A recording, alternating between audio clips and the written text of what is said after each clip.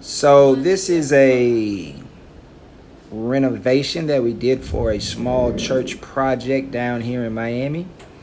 As you can see, the carpet and the walls were in pretty bad shape. Even the windows, there were some windows put in about 1960, 1970. This building was actually built in 1960. It took them 9 years to build. Old fixtures, old ceiling fans, real worn down and shabby.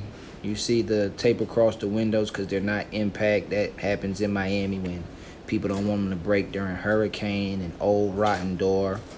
So I got my guys in there, and in 2 or 3 weeks we transformed it. Chose all new paint, carpet, lighting fixtures, sinks, toilets, ceiling fans, interior doors, exterior doors, hurricane guard, impact windows.